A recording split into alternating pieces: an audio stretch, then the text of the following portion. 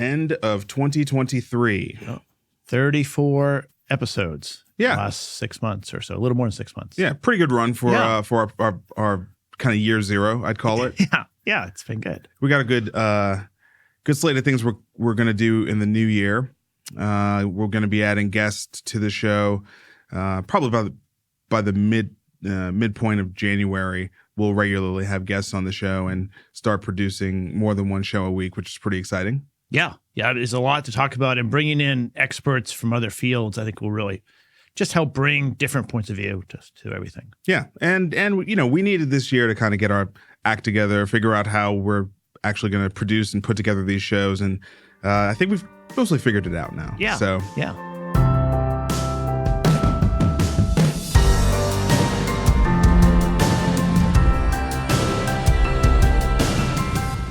Like, how are you feeling? I mean, it's always so weird at the end of the year to kind of look up and realize the year is over and you're heading into a new year, and you're 1 year older.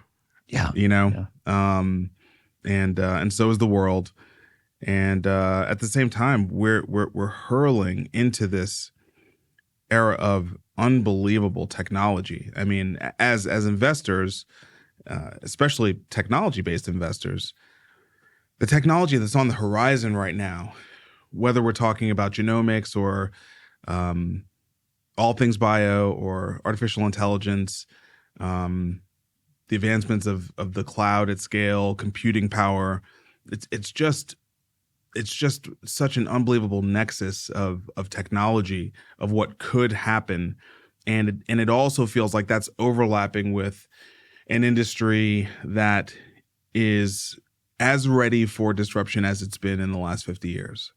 Yeah, I think that's right. It's been kind of a wild year. A lot has changed in the last 12 months. Mm-hmm. And I agree. I think we have incredible technologies that we don't fully understand. Maybe we don't even partially understand. Right. We're just sort of getting a peek at what they're going to be. And healthcare is in need of change, certainly.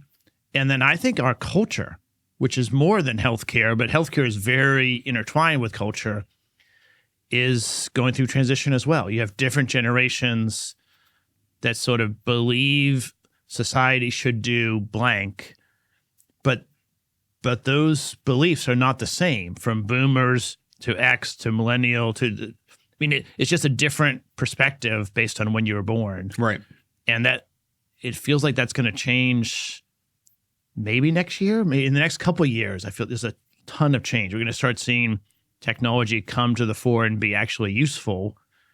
And then society is going to figure out how do we integrate this? I mean, I feel like in many ways, Facebook and the iPhone have kind of kept us together as a society in terms of, those two technologies being something that the boomers can understand and use, that kind of connects them to millennials and Gen Z, even though millennials and Gen Z don't really like Facebook. That's not the point. The point is, at least it's a common ground, right? It's a common ground. But this next wave of technology is going to leave the boomers behind. They're not going to understand this at all. And it's hard for you and I to keep up. We're Gen X. I mean, I think a lot of people in our generation are probably getting outpaced as well.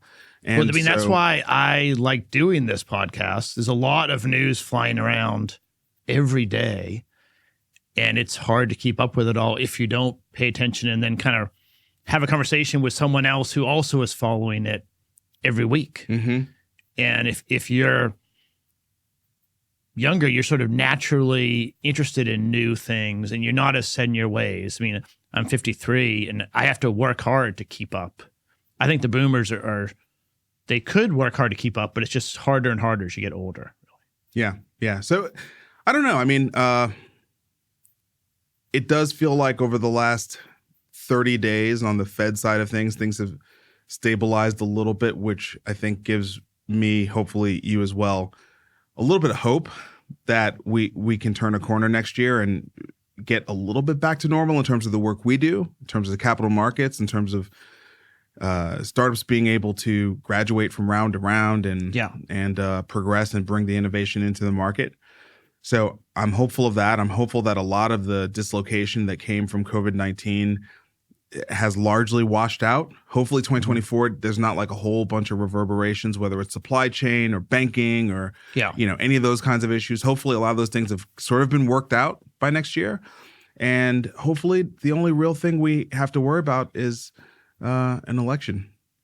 Yeah, it's going to be the last election where we have, 80-year-olds running, I think. I think that's right. And someone will get elected. I'm not super excited about any of the candidates. But yeah, we'll go through that process and the country will pick someone, which, as much as I complain about the choices, is the best alternative compared to other governments. That's right. Out there. Yeah, I think on the Fed side, I am relieved that they're at least signaling they're going to be more accommodating, maybe do some cuts. I think we just have a change in the way people do their work. So the commercial real estate market hasn't really changed. There's still a lot of empty buildings in downtown areas that has to be figured out. But hopefully the Fed will navigate this soft landing. I think the first few months of 24 are still going to be pretty tough in startup land. Yeah, for sure. I think it's going to be kind of first half, second half. If you kind of survive through the winter, winter in the season and also winter in the capital markets, I think mid-year it's going to start opening up and there'll be, fewer competition for customers and employees and capital, and startups can grow better. So I'm hopeful. I think our portfolio is hanging in there pretty well, and then hopefully there'll be spring and they'll start growing again. Yeah, I think if my portfolio is any indication, you pretty much know where things stand across your portfolio, and whatever's going to happen in Q1 is already kind of priced in, baked in, and you're looking to the future. Yeah, I think there still are some Hail Marys being kind of thrown out there. Let's figure out how to raise another round of money that maybe they'll work, maybe they won't, but it's going to be finished by Q1. Yeah. And then we'll work with what's left. To all those Hail Marys, good luck and God bless, and let's dig in. Yeah. All right. Only one story that we're going to cover today, which is the Apple halting of bringing their watches into the United States for sale. It's not, the actual halting is not really taking effect until after Christmas Eve, so it's not really going to affect holiday sales, not in any meaningful way. But this is really an intellectual property issue, and it's an intellectual property issue that's not new. AliveCore, I think, was the first time we heard about an issue between Apple and another company, a smaller company, around their EKG technology. Yeah. And now a second company, Masimo, has been able to get the United States to block Apple from selling the device. Yeah, I mean, I think Apple has endeavored to put healthcare sensors into their watch. And these sensors existed before the iPhone, before the Apple Watch. And so it is a challenge to clear the intellectual property of other companies when you're using this pretty much the same sensor. And I think with Masimo particularly, this is not a tiny little startup that they can push around. It's it's not as big as Apple, but it's a several $billion-dollar company. Yep. Much bigger than AliveCore was. Yes. Yeah. And they tried to work with them a lot. I mean, I think it was in 2013, 2014 when they first started negotiating and working. There were some talks they might acquire Masimo, and they decided not to. And I think what happened is they hired a few of their employees and built the technology under the Apple brand. So Apple's going to do what it's going to do. It is a healthcare story because it's blood oxygen level is what they're sensing, which is pulse ox. Yeah, it's an important reading depending on what the health situation is. But I think the bigger thing for startups and innovation and venture capital and established companies is, what does the IP protection protect you from? And if it's not from someone stealing two or hiring away two engineers and recreating the same thing, then what is it good for? Right. So I think it's healthy that the government is sort of pushing back and not allowing Apple to walk all over Massimo. I can't see a world in which the Apple Watch does not continue to sell. I don't see it being discontinued over this. There will be a resolution for sure. It's being baked into too many different protocols out there right now, so there's no way that the Apple Watch goes away. But the resolution is going to be something to watch, and I think your point is important. I know from my perspective, I come out of 2023. And I come out of the process of investing in Fund One broadly.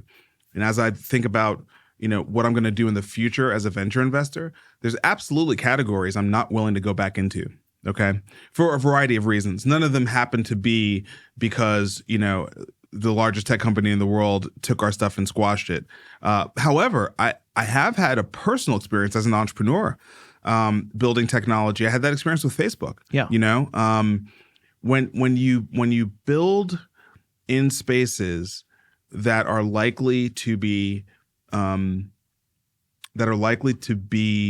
targeted and focused on by these super large tech companies that also have large lobbying efforts and just ridiculous legal resources, you really stand to risk losing all of your good effort, especially if the science that you created works. And, I think that there's a lot of venture investors who are going to watch this. They're going to watch how this thing plays out. And as the next startup, knocks on their door and says, hey, I've got this really cool sensor, the VC is going to say, I wonder if that's something that's going to end up in the Apple Watch, right? And if it is, I don't know if I want to write that check. Yeah, I mean, certainly VCs are going to be worried about Apple throwing their weight around. I think there's a difference that's worth talking through about building a product that relies on the Apple App Store, for instance. Mm-hmm. I mean, there's a big fight with Fortnite and Apple and Google because they don't like the fees on the various app stores. Epic beat Google. Yeah, they beat them. Yeah. And so I think there's one thing that I think is, if you're building for a market that is controlled and owned that's different. That's different. Right. So if we can't protect intellectual property, I think as a market we get less invention. And so Apple has plenty of money. They should license the IP like everyone else in the world. And if they have to pay a lot, maybe that means it's really valuable, or they shouldn't use the technology. I don't know. I mean, I understand that it's an important thing for the Apple Watch, but I think Massimo probably has some good intellectual property. Yeah, I mean, look, we don't know the inner workings of the deal or even the technology. I mean, the result gives us enough reason to believe Massimo's got a case here for sure, and that there is likely to be some settlement that will benefit Massimo. But again, as you said, they're a large company. I'm sure this is a very, very valuable part of their intellectual property portfolio, especially in terms of like how they think about, maximizing the value of the company. And it's likely that what they are asking from Apple for the use of it is not something that Apple would generally want to pay or give up for, a feature of a device, right? And so there's probably just a misalignment between how Massimo values the intellectual property and how Apple views the importance of it in their overall, array of products. Yeah, there's no question about that. I think there certainly is a difference of opinion of how valuable the IP is, and Massimo's clearly asking for more than Apple wants to pay. But I think that the free market system as a VC, I rely on IP protection, and Apple has plenty of resources to bring to bear on a market, but they need to buy or license intellectual property if they want to sell it, I think. I mean, I don't have an Apple Watch. I have purchased one before. I know you're not even an I'm not iOS in guy. the Apple world. Yeah. Yeah. I mean, I had one. It cracked way too easily, and I was like, that's it. I can't keep buying that device. Yeah. They control 30% of the smart watch space.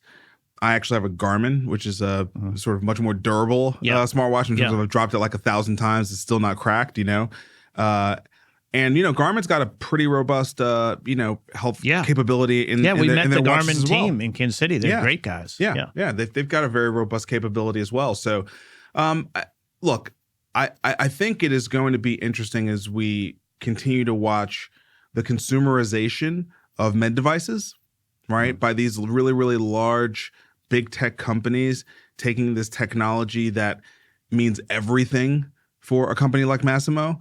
And for them, it's a foray into the health space, right? I mean, there's not maybe no one, very low percentage of people buying the Apple Watch for that feature. Right.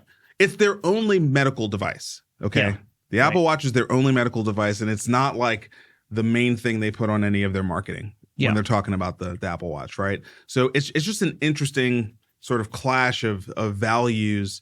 And as we think about healthcare becoming more consumer, it seems like it's one of those unintended, bumps on the road that we're going to continue to kind of run into. Yeah, no question. I mean, I don't know a lot of doctors that are that thrilled with people monitoring their health on the Apple Watch because they're worried about false signals and false readings. All sorts of stuff. And there's some of that is valid. I think there's some of that is the healthcare professionals sort of liking their traditional models. Well, sure, but I think there is something really, really important to that. I mean, take a blood pressure cuff, for example, right? I mean, you really should be doing like 5 blood pressure readings, not one, and there's a certain kind of procedure to it. Now, the problem is when we go into our urgent care clinics or even our PCP often, we're not necessarily taking blood pressure in the best possible way, right? It's not where we've had a good amount of time to rest and relax and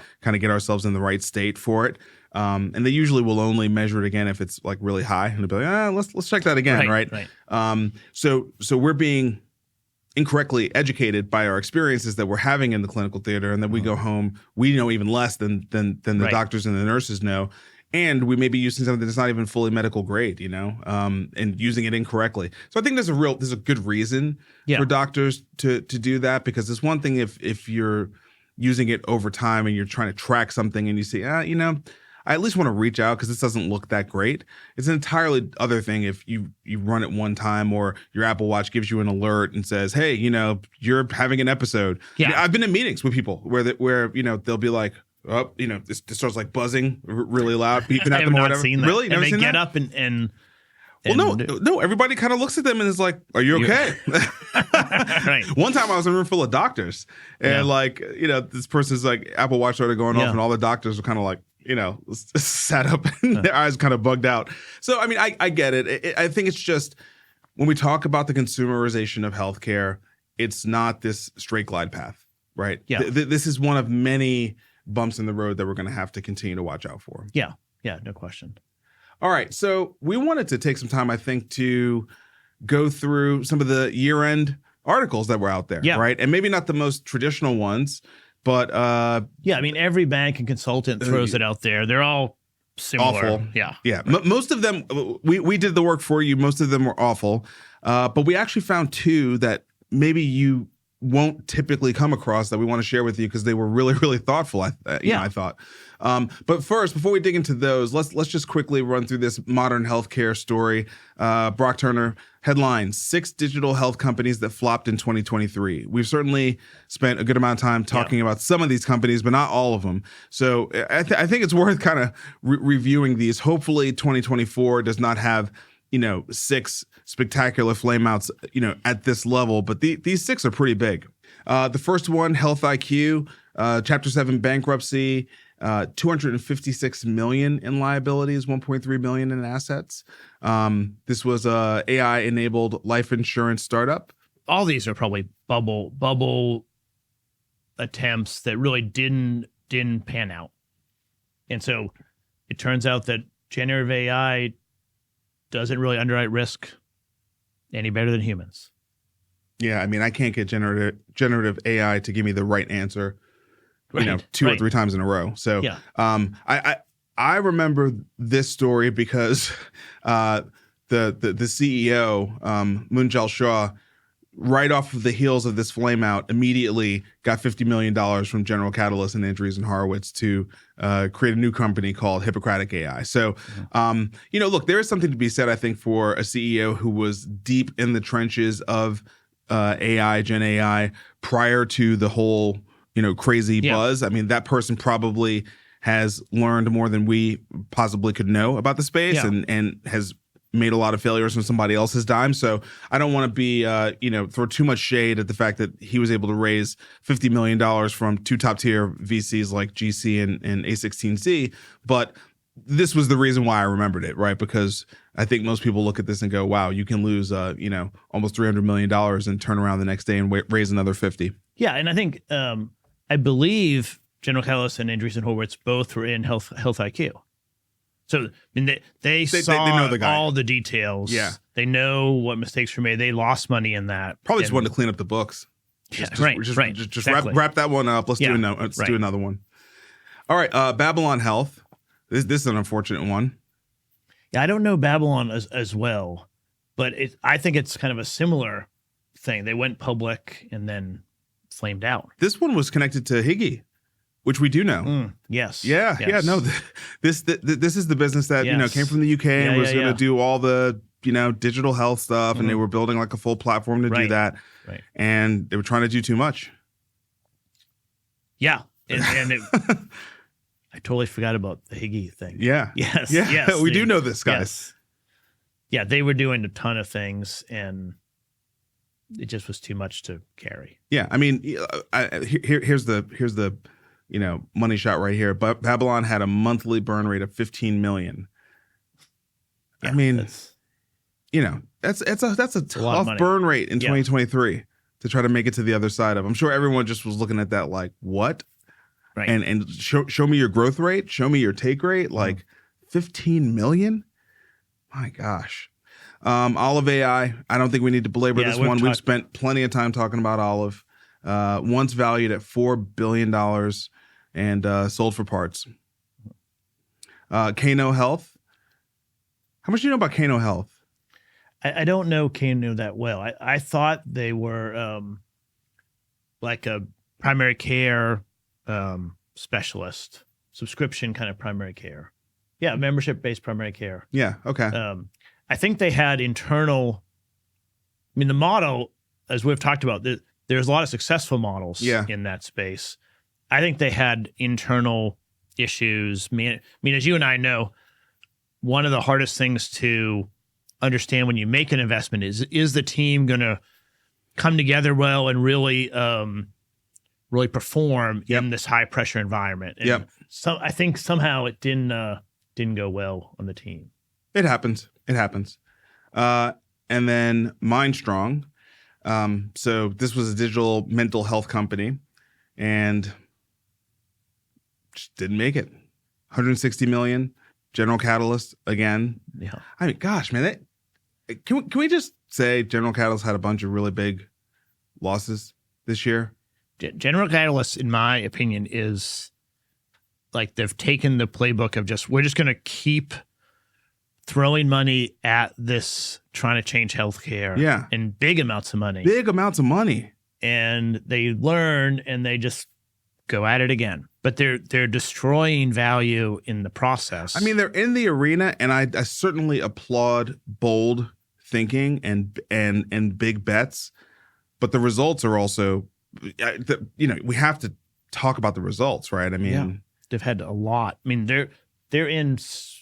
You don't want to be on many of these names. 3 of the 6. They're in. 3 of the 6 already that we've talked about. That's a lot. That's a lot. And then Pear Therapeutics. We did an entire episode deep dive into on Pear. This was really, really unfortunate. I think it feels like the sting is kind of off this one. Hopefully next year, digital therapeutics can rebound a little bit. Hopefully there's something that really brings some kind of breakthrough to that space because I think it can lower the cost of care. As our friend Yeah. Aaron Gann, he's talked about, it can lower the cost of care. So Yeah, I mean, I think one of the things we've covered this year that I think is going to be part of the trends for next year is the technology is advancing very quickly. So things like VR and digital therapies are growing in their capabilities really fast. And our reimbursement models they're just not designed for that. no, And so I think part of the thing that we have to figure out is how can we get the right alignment of who's paying for this and make sure that it's working for the patients and for the people paying the bills. The federal kind of apparatus with FDA and CMS, we covered it with Aaron. It's just not really designed for that. no. We have a similar thing with the GLP-1 things right now. They certainly help patients lose weight. On the weight loss And side. that definitely has health benefits. Probably over your lifetime, you will cost less money and Sure. you'll be healthier and more Sure. productive. And some value-based care plans are covering it. Some. Yes. Some have done the math. They've run the actuary models and they've said it's worth it. Yeah. And I think it's related to how fast the employees turn over. Right. For sure. And there really is no long-term underwriting motto in healthcare. Most plans are year by year. And so that's an issue that is challenging when you think about digital therapies or other biotech things that are, especially if it's a cure, like curing sickle cell, we talked about maybe 2 weeks ago, is incredible.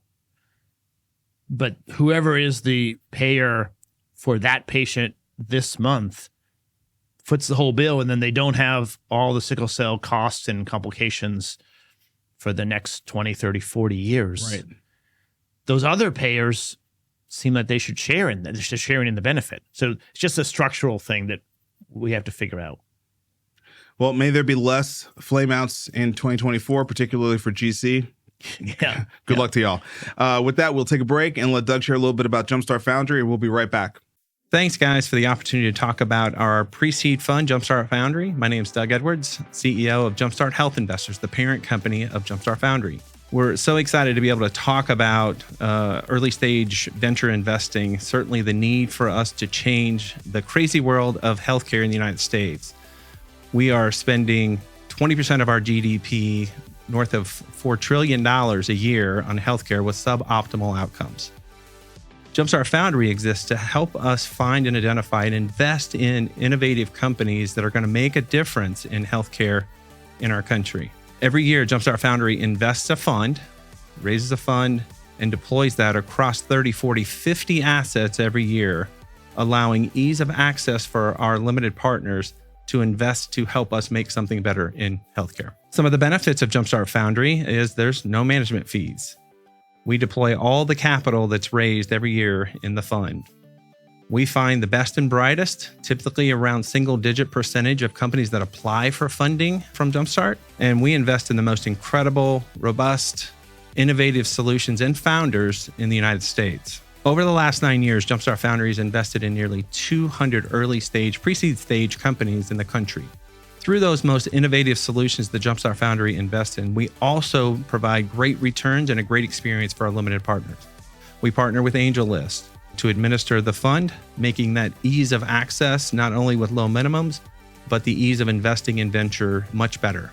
We all know that healthcare is broken. Everyone deserves better. Come alongside us with Jumpstart Foundry, invest in making the future of healthcare better, and make something better in healthcare.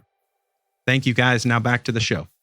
All right, Vic, you found two pretty good prediction articles for two for next of year. like 15 Yeah, were most pretty were good. Most were trash, but two were really good. So this first one is from Workweek. Blake, who runs Workweek, along with Parth Desai from Flare Capital, have 8 predictions for healthcare 2024, and I found these to be some pretty thoughtful predictions. So why don't we go by one by one? Let's go through. I think we'll have gives and takes on each probably. Yeah. All right. So the first one is hospitals mine for gold outside of their core business. I hope this is true. This is one of those predictions that I hope is true.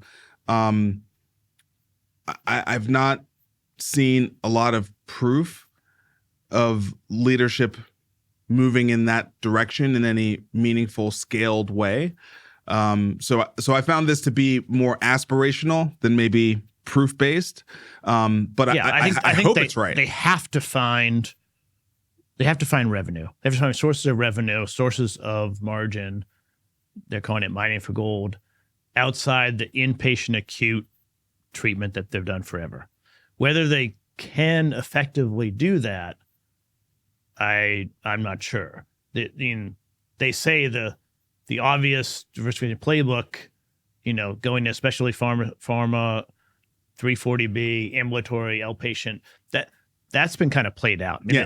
Maybe there's a little more gold there, but not much. And so they have to find new areas. And I just think that's... the problem with that is that's called innovation. Yes, right. And you actually have to be good at innovation. And, there's just not a lot of health systems that have invested in that muscle and in that area of their human resources. I think it's a cultural competency thing. They're just not, of course, it culturally organized to tolerate the uncertainty of piloting something that maybe is not 5 nines reliability and getting it to be more and more accurate, more reliable over time. That's what it takes to do a new thing. What they call out here is dental care, grocery retail, value-based care. I just don't see any health systems that I know really moving into that. So my prediction would be that, look, TK from Virtua, we talked to him. He's the chief digital transformation officer, right? Okay, that's an example of a health system that seems to be, taking this kind of approach. But I think most hospitals are going to be trying to find ways in 2024 to do more with less. I think they're going to try to find more and more operational efficiency. I think they're going to really look to leverage AI, maybe not entirely Gen AI, but certainly ambient AI, robot process automation, machine learning in ways that automates things. I think that's what we're really going to see hospitals doing next year. I don't see them doing a whole lot of innovating to try to find net new revenue streams because I don't think they know how to integrate those things, find them, evaluate them, staff them, tech enable them. I just don't, I just think that that's just not what they are as organizations, generally speaking. They can develop that, but that's going to take a minute. Yeah, I agree with that completely. And then to quote out of this prediction, to remain financially viable, hospitals need to quickly diversify their margin creation streams. I agree with that too, but they're not going to be able to successfully do that. My prediction is they won't be able to execute that. Correct. They are going to focus on G&A. Yeah, saving money wherever they can. That's what they're going to focus on, G&A, not top line. Okay, the second one here, the infusion services market reaps the bounty of a specialty therapy boom. I kind of like that. That idea. Yeah, and our friend Doug Gertner's doing IVX. The infusion therapy away from the inpatient facilities. Yep. In the neighborhood near the home is really, it's a great experience for the patient. It's better for everyone, less expensive. And the treatments are more and more requiring IV therapy. Yeah. Yeah. And IV is everywhere. You hear people talking about, I remember when we did pro hydration back in the early Jumpstart Foundry days when the only reason you would do that is you had a hangover, right? You get that. Now they're everywhere, right? Yeah. They're in every gym. There's concierge. People will drive to your house. They'll do an IV in your living room. So I think it's just such a ubiquitous thing that people are now very desensitized to the idea of IVs, and when you overlap that with specialty drugs and the growth of the specialty pharmacy, I think this makes sense. So that's a hey, good for Doug Gertner. Yeah, and I think that's an interesting. Yeah, and it's a huge market. IVX will do well. There's lots of opportunity in that space. Yep, for sure. Number 3, dollars dry up for the AI application layer, but stream into the data layer. I think this is a very astute observation. And I think it's great. First of all, the AI application layer, it's going to be called the cloud, y'all. I hate to tell you, but if you haven't seen what Google Cloud has rolled out over the last 2 weeks, and you better believe AWS is going to be doing the same, and Azure is going to be doing the same. Yeah. And all these healthcare organizations, they are moving onto one of these cloud platforms. It's actually quite a few health systems on Google Cloud. I think Google Cloud's done a really good job in the healthcare space. The application layer is going to be the cloud, my friends. Yeah. I mean, there's nowhere else that can scale. No. It's going to be the cloud, or it's going to be Microsoft apps, or it's going to be Oracle apps, or it's going to be the application layer is going to be the distribution channels everyone already has. Yes. The apps and tools and the interface that you're already using today is just going to get a lot better, a lot smarter behind the scenes. That's right. But the data layer, This is the thing I think most people who have not been able to spend the time digging into what the AI paradigm shift is actually about. This is the thing I think most of them have not wrapped their head around. And it was when I finally got it, it hit me like a hammer, because I realized what a massive shift it was going to be for the talent pool, the technology talent pool. For as long as computer science has been centered on computer programming, it's been centered on humans writing sets of instructions, right? And literally trying to tell a computer, do X, Y, Z, and here's the entire decision tree, and here's the if, then, else, map for how and you have to give it step by step, very excruciating detail. Right, exactly. And in AI, the paradigm shifts where you're not doing that. You're just feeding it really clean, well-labeled data, and it will then do that part, right? And so the data is the code. Mm-hmm. The data is the code. And almost nobody has a good data layer for AI today, right? Almost nobody has clean data. Almost nobody's got well-organized data. There are very few data engineers out there for what we need. Yeah. Especially cloud-enabled data engineers, right, who understand orchestration and how to take a data lake and move it into a data warehouse and use a BigQuery, or there's just not enough talent out there who knows how to do that. So I think as we start to get some glimpses of how powerful and transformative this can be, and I think this is especially going to be true for hospitals as they're trying to lower the cost of their G&A, there's definitely going to be some big investments, because they're going to be able to see the ROI, right? They're going to see, man, if we can just get our data house in order, we're going to be able to save in labor. We're going to be able to kill some SaaS licenses, and I think this is exactly right. I think the data layer is where the investment is going to be for quite some time. And, until this becomes a competency that we have, not just in the healthcare industry. I think this is bigger than that. I think a lot of industries do not have their data house in order, not for the AI revolution. Yeah, I think that's right. You're closer to it than I am, but my belief is that we've been playing mostly with structured data for 50 years, maybe 60 years. Yep. And that basically means it's in a table, and the number of sales and the zip code, it's set up where the computer knows exactly what's in that entire column. Right. It's all zip codes. And for the first time, it's going to shift to primarily using unstructured data. And there aren't a lot of data experts in structure, because forever we've just sort of, we have all this unstructured mess, but no one knows what to do with it. And that's the opportunity now to really gain a lot of insight and intelligence out of that massive unstructured data. I think about all of the surveys that you fill out at a hospital, what was the experience like? How did you that information? And we've invested in a couple companies to try to take it and structure it. They don't do anything with it. They can't process it. But there's a lot of insight in there, and there needs to be systems to sort of gather that. And instead of me getting a summary of a book and then just be reading the summary, summarizing unstructured data and then feeding in as useful data into the machine that then feeds the rest of systems.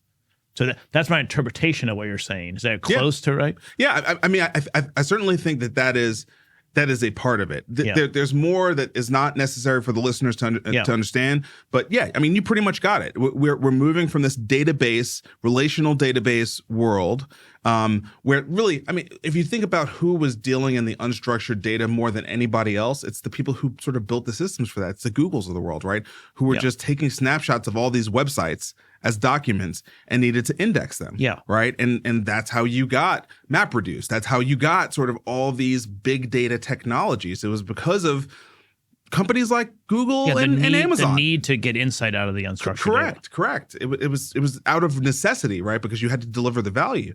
And so that's why I just think they're going to be so far ahead. The founders of Google or whoever coming up with an algorithm to say this web page is more valuable to the search because there's more backlinks to it. Yep. The human had to create the algorithm.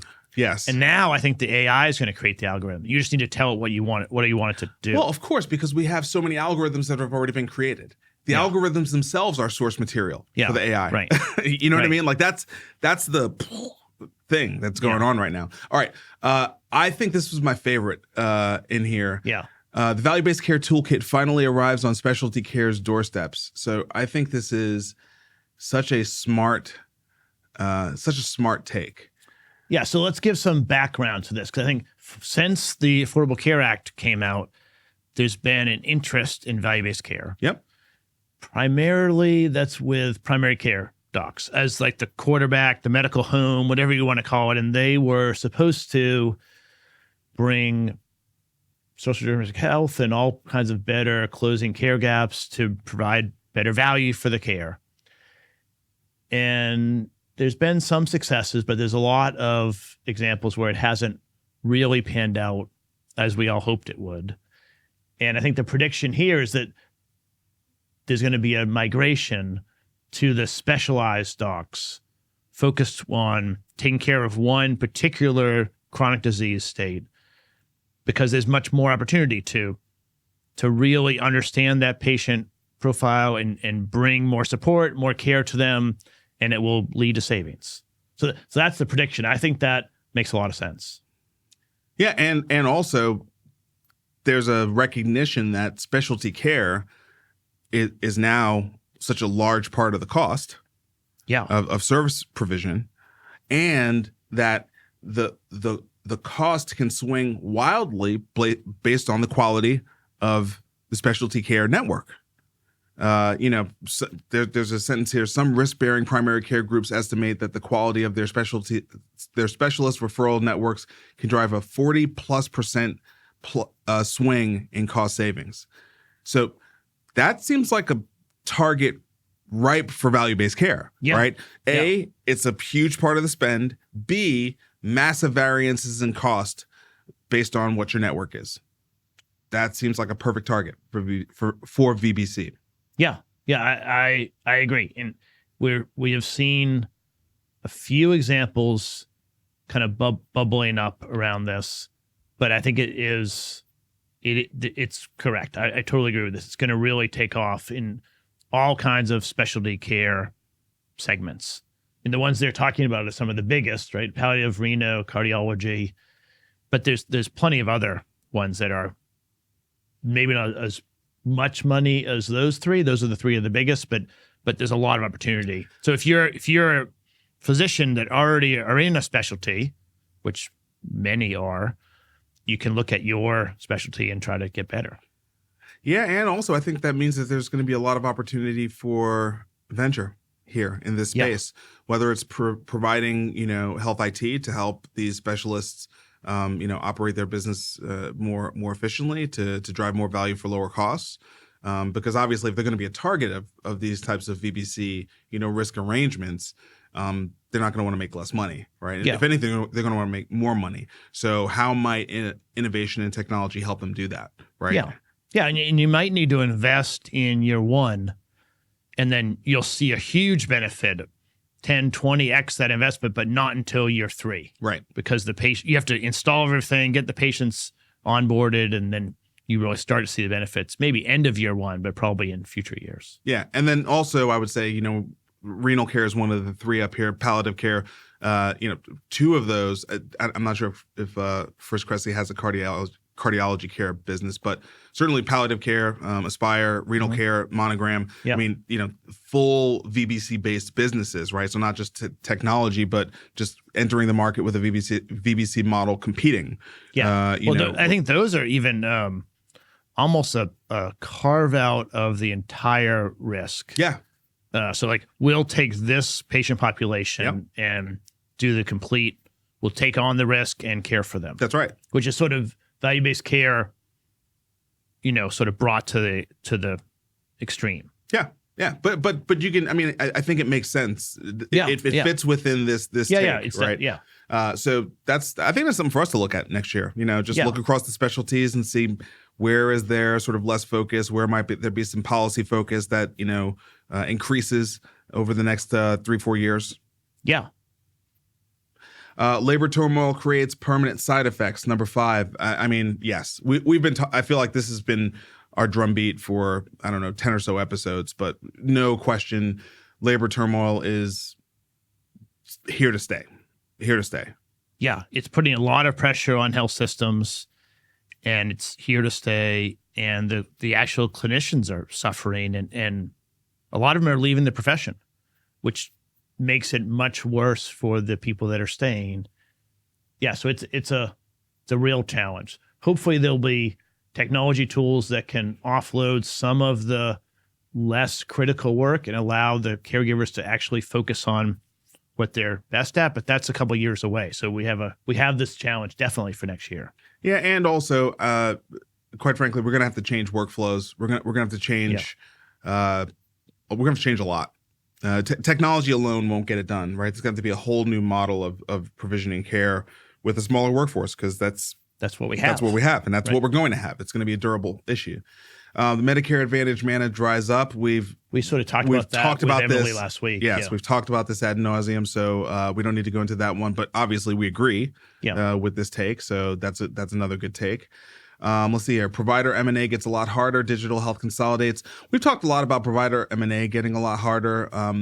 In terms of digital health consolidating, so they're referencing Commure and Athalis here. To me, that is more General Catalyst doing some cleanup work on their portfolio. So I don't know that I would call that digital health consolidating. I don't know about you, but when I look at my portfolio, I don't think a whole lot about roll-ups and tuck-ins and things of that nature. I think there's still a fair amount of space for value creation, over the next 3-4 years for my portfolio companies. So that this is one that. Well, I read it sort of differently. I think that there's a lot of digital health startups and even midlife companies that are going to fail, that just are not funded appropriately, and they don't have runway. Yep. And they have some assets that just are going to be sold off for parts. Yep. And so that's what I thought they meant by consolidation, that all of the sort of very aggressive investing that created hundreds, thousands of digital health companies, they weren't all that great. And many of them will go out of business. And then whatever is valuable will get sort of sucked into the ones that are still around. I think there's just something about the risk profile of these companies, right? They're burning $15 million a month. They're burning $12 million a month. Those they raised $1 billion. Yeah. You're so fragile when that's your posture. When you raise that kind of capital, you've got these valuations that somebody's expecting you to grow into. I don't know.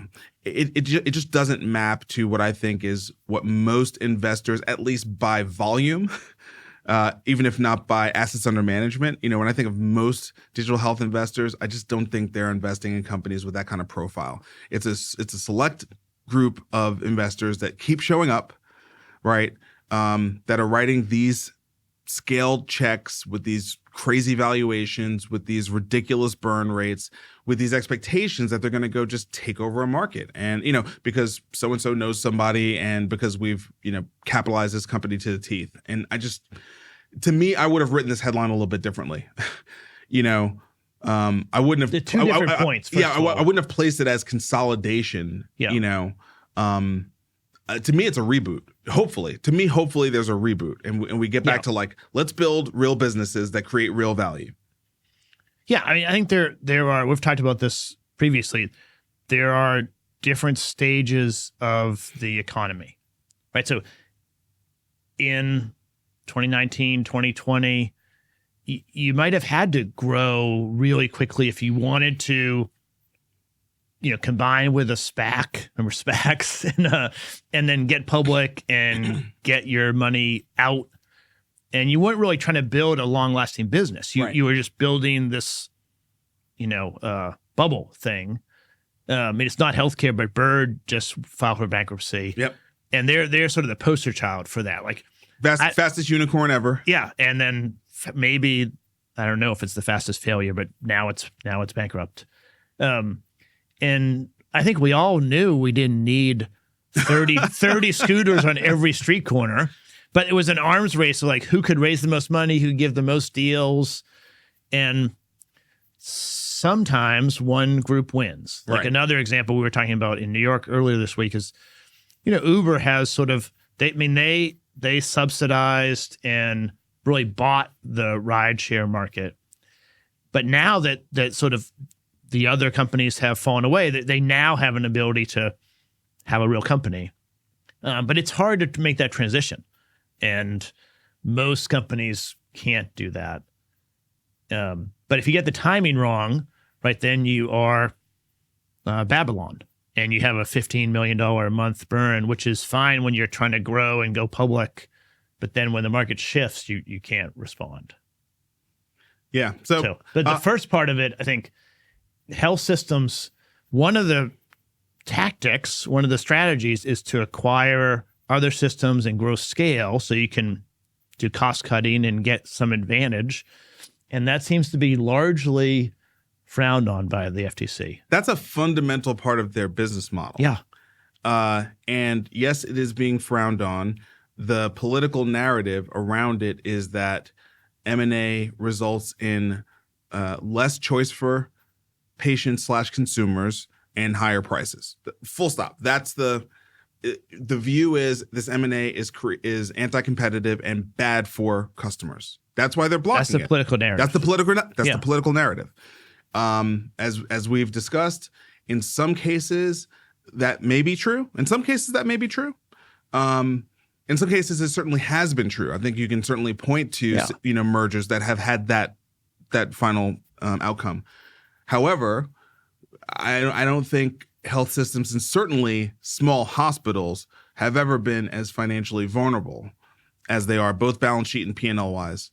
And in some cases, M&A is their only way to survive, which is to say to be acquired. Yeah. If they cannot be acquired, forget the acquirer. If some of these hospitals and health systems cannot be acquired, they will not survive. And so, the political narrative is not sharing that part of the story. Obviously, that's not as popular of a story that a politician would want to tell. But it is the end result in many communities across the country. Yeah, there's a lot of markets where there are 2 or 3 health systems that are all negative margins. They're losing money every month. And if they could consolidate into one, certainly there'd be less choice. I mean, you'd have 3 systems consolidated into one, but it would be viable. And I don't think we're going to see significant health system failure in 2024. Yep. I don't think with the political cycle, the presidential campaign, it's not going to happen next year. But I think in the next couple of years after this cycle, I think we will see significant failures in, regions of our country that need to have healthcare systems. Yep. Yeah, I think that's right. And then point 8 is just generally talking about political healthcare rhetoric is going to spike next year. And I think, it's an election year. There's all sorts of stuff on the line. I think the lobbies are already, fired up because of the physician payments rule that came down in November. So yes, it's going to be a hotbed political year next year. And That's kind of an easy one to end on, but I think it's right. Both Democrats and Republicans think healthcare is a winning issue for them. Biden certainly has gotten his platform of healthcare things all documented, but I don't think it really is that different. I mean, they all are going to end up defaulting to the existing regulatory structure in FDA and CMS, and so I just don't think it changes that quickly. Yep, agree. All right, we're going to quickly shift to somebody I'd never heard of before, but you found. Yeah, I've followed him a little bit. He's pretty good. Okay, so this guy, Dr. Raihan Faruqi, he posted this on LinkedIn, his 2024 health tech predictions. And I was reading through them and I was like, this is great. He actually published it December 6th. So he's clearly been thinking about it for a while. But let's just quickly run through his list of things here, because I thought it was a good list.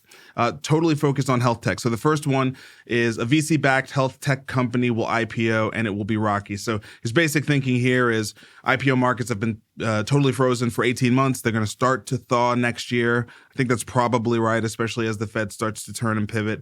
And that it will be rocky. I mean, when have health tech IPOs not been rocky? The ones that I think about mostly are Oak Street and the whole Teladoc. What did they merge with? What did Teladoc merge with again? I thought it was Omada, which he's talking about again. No, it wasn't Omada. It was the other one. It's a 7-wire deal. Livongo. Yes. Yeah. Livongo. Similar to Omada. I think it's safe. Yeah. So I mean, look, there's a bunch of potential IPOs next year. He's got Komodo, Included Health, Sword, Omada, and Aledade, all sort of big names. Been at this, for 6, 7, 8, 10 years, and it's probably time for some of those to get onto the market. Yeah. I mean, I'm biased because I really hope this is true. As I've said, I think the first half of the year is going to be hard. But I think you certainly could see an IPO in June, maybe the summertime is not that good of a time, September. That'd be great. I'm hopeful of that. Number 2, fundraising boom in Medicaid, senior care, women's health, and infrastructure 2.0. Totally agree with all of these. I mean, I know the senior care is a little bit weird because we've been talking about the Medicare Advantage, but I see that as a space that it's going to need innovation to change the cost structure, because it's going to be a harder spot to make money. And the seniors have to be cared for. They're still going to be cared for. So I think we're going to see a lot of Medicare Advantage moving to MSSP. And I do think there's going to be some really big investment in that space. But probably the big things on this list are Medicaid and women's health. Those are two really, really big ones. We see that happening. Our last deal that we did in Jumpstart Nova is both a Medicaid and women's health deal.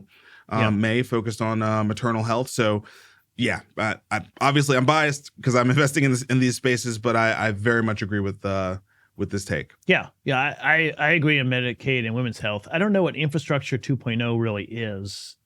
So I mean, he sort of defines it as B2B SaaS companies that are doing value-based care enablement.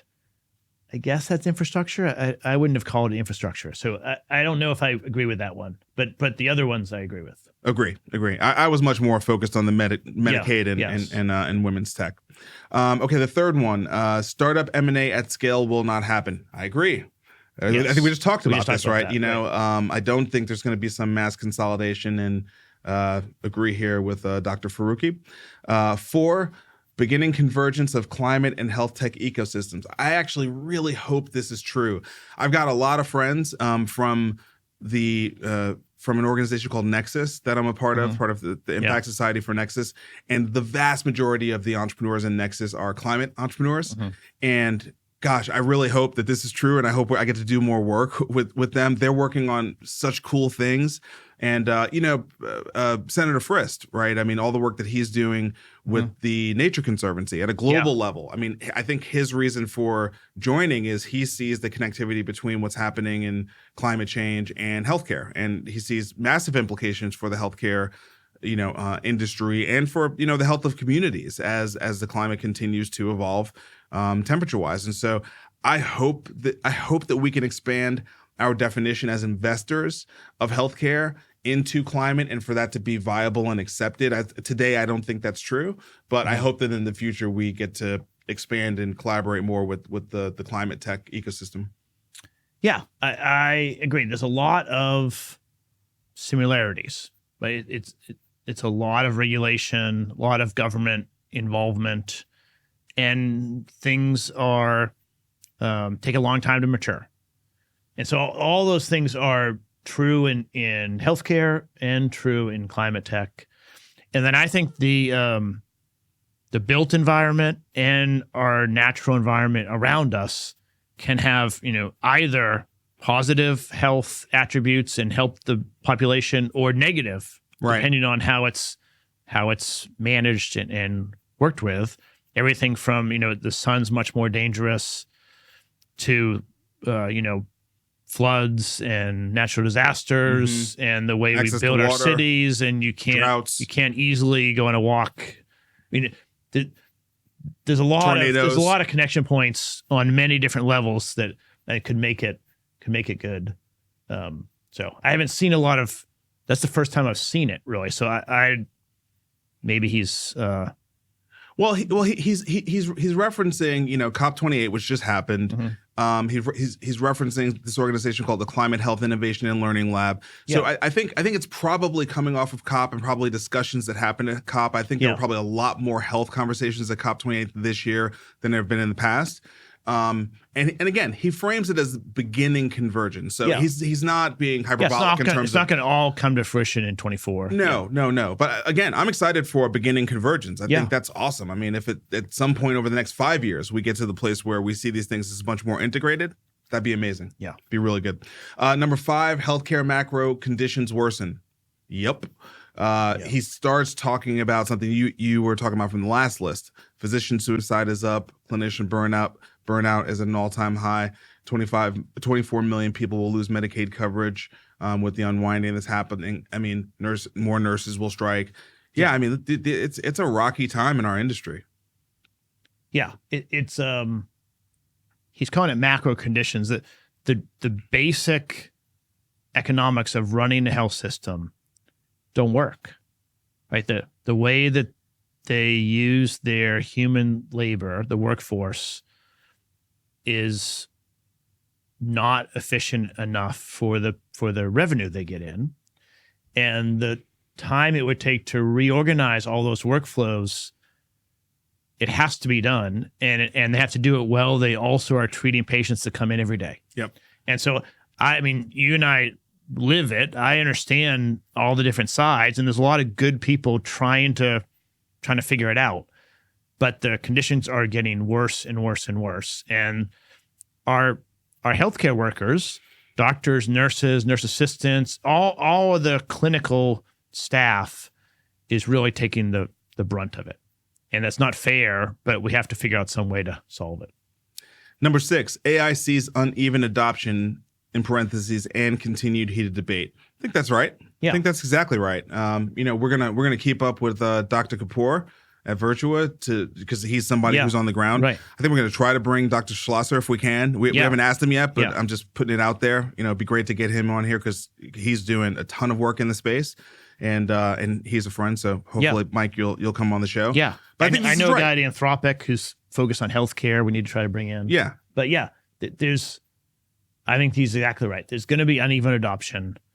I think there's uneven understanding even what it can do. And then there's uneven ability to bring for technology. Like not everyone has a Dr. Schlosser to really bring it in. That's HCA is really ahead of the curve as far as their understanding of data science. We should see if Edmund would come on the show. Yeah, because Edmund really kind of helped them set it up before ChatGPT existed. Totally. Okay, number 7, probably kind of an easy one to make a call on. Another health tech bankruptcy or scandal will unfortunately emerge. I mean, likely. 10. Yeah. Likely. He points out some other ones here. We just talked about Babylon, but he talks about Bright and Cerebral. Those were two that weren't on the previous list. Yeah. Cerebral probably should have been, honestly. Yeah. Number 8, verticalized payviders will keep on buying. We talk about this all the time. Yeah. All the time. I just wrote an article in it and that got published in HFMA about I love this. that. Right. Yeah. The defragmentation. piece. Yeah, I mean, the thing that I think is unfair is the FTC is blocking health systems, and they have allowed payers to acquire things. Now, payers are doing it in a way that they're diversifying what they're doing into providing care. Well, that's the point. And that is seen as positive, but I'm not sure that it is any different. No, the providers have every opportunity to diversify as well. The payers are literally laying out a strategy that is working. Yeah. In terms of getting mergers done. I mean, this gets back to the whole, that's interesting. So this gets back to the whole provider health systems. No, the first prediction in the last one about health systems mining for gold and this is why I was like bearish on that. I was like, you've got the playbook. The Payvider playbook is not only for payers. Yeah, right. you know? So if they wanted to do it, they'd do it by now. They're not doing it. It's an allowable playbook. Yeah. Okay. Well, that's fair. I mean, health systems should do it. I agree with that. So, and Humana looks like they're not merging with Cigna. So maybe there's opportunity there. Yeah, there's opportunity for sure. Private equity, number 9, private equity will have a record year of healthcare deal making. I think that's right. There's so much capital that's been sitting on the sidelines most of the year. There haven't been a lot of big PE deals done in 2023. Right. It's time for deal making to happen in 2024, right? We had the shakeout, the whole KKR stuff that rolled out. What's the flame out that they had partnered with AmSurge Physician Group? So many things to remember. I'm like, my brain is dead. Starts with an E, right? Yeah, it's Ensign. That's not right. It's Envision. Envision. Yeah, Envision. Envision. Thank you. Yeah. Thanks for being my brain. I can't remember anything. Yeah, Physician Group. Physician like employment. Yeah. So we had that flame out. We've had several Physician Group flame outs this year, right? And those were all PE backed. So I think PE kind of laid low this year, and I get the feeling that next year they're gonna roll out pretty aggressively. I also think PE needs to have clarity on the debt markets and the IPO markets. Yes, right? So yes. I don't think they need rates to come down. That's right. But they need to be confident that they're not going up anymore, and then they need to have an ability to place debt at a fixed amount, and then they need to feel like there'll be an open equity market in a couple of years. Yep. And so I think the Fed sort of pivoting and saying we're done raising and we're now looking at cuts opens up the PE market for next year. That's right. Number 10, chapter 2 of the GLP-1 wave ensues. That one feels like a kind of easy one. Obviously, it was such a strong part of the second half of 2023. It's obviously going to continue. So I don't think there's much to say there other than, I agree. Yeah, the thing that he points out that I think is really smart is the off-label use for addiction of cigarettes, opioids, cocaine, gambling. Yeah, it's an addiction mitigator. Right. Which it's not widely used for that, but that I think that is going to get a lot of attention. Well, I think at least I don't know that it's widely used for that. No, it's not widely used for that. I mean, I think the bigger issue with GLP-1, quite frankly, that he didn't really point out is price. The price is the real issue. And how much of it is going to be. I mean, if you have a gambling addiction, you're spending way more than $1,200 a month gambling, aren't you? I mean, yes, but again, you're talking about, are you going to stay off of gambling forever? I mean, there's a long-term bet you're making with this stuff when you talk about these long-term issues. Yeah. So it's not an easy, super simple price. Yeah, and the decision. The fall off rate's pretty large. I mean, after I forget the once stat. You come off of it, yeah. Well, and people don't last more than 2 months. Like a lot of people are off. I think it's 50% are really not on quitting. It. Really, yeah. That was a hedge. Emily was talking about that. I didn't get that. Okay. We need to get her to give us that information so we can share it, because I didn't know that. 11, Congress will pass meaningful PBM reform. We've been talking about this. Yeah. Yep. I think now that CVS has shifted, there's no question about that. I think that's right. And then 12, finally, the prove it era of digital health reigns. I want to read this sentence because this is like these two sentences because this is us. Vic. Right. Startups that achieve clinical and financial ROI with unit economic discipline, responsible growth, and eventual profitability will be rewarded. Real businesses with actualized revenue, scalable GTM, usable tech, and clinical rigor will get more attention. Amen. Yes. Dr. Faruqi, we're going to have you on the show next year if you'll let us. Great predictions for 2024. We hope most of them come true. Some of them not so much. But it's been a heck of a year. Yeah. It's been a good year. I'm cautiously optimistic about next year. I think there's more good than bad. Yep. With that. Agree.